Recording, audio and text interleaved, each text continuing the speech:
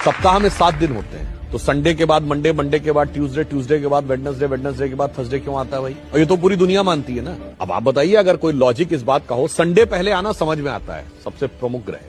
और जो हमसे कहते हैं कि आप लोग तो 7 ही ग्रह मानते हैं और 9 होते हैं, तो भाई तुम भी तो 7 दिन मानते हो, मगर सवाल हमसे पूछते हो। चलिए, अगर सूर्य सबसे बड़ा ग्रह है और साइज के हिसाब से होना चाहिए था, तो उसके बाद दूसरे नंबर का ग्रह बृहस्पति है साइज में, फिर तीसरे नंबर का शनि है, तो संडे के बाद थर्सडे आना चाहिए था, उसके बाद सैटरडे आना चाहिए। यदि सूर्य से डिस्टेंस पे देखें तो नियरेस्ट वेडनेसडे है, तो संडे के बाद बुध है, तो संडे के बाद वेडनेसडे आना चाहिए था। परंतु ऐसा क्यों होता है? उसका कारण विशुद्ध भारतीय ज्ञान, जो भारत की वैदिक ज्योतिष है, जिसमें एक चीज होती है होरा। जिन्होंने थोड़ी बहुत एस्ट्रोलॉजी पता होगी उन्हें पता होगा, होरा शब्द जो है इसी से ही ग्रीक में हॉरोस्कोप शब्द जो अंग्रेजी में आया है वो होरा से ही आया है। अब होरा ये होती है कि यदि सूर्य की पहली होरा है तो 24 घंटे के बाद जब 25वां घंटा लगेगा, यानी नेक्स्ट ये जो फर्स्ट होरा होगी वो होगी चंद्रमा की। फिर चंद्रमा के बाद जो नेक्स्ट 25वें घंटे में पहली होरा आएगी वो आएगी मंगल की, मंगल के बाद बुध की। एग्जैक्टली जो वैदिक एस्ट्रोलॉजी के होरा के कैलकुलेशन का जो सीक्वेंस है कि सूर्य,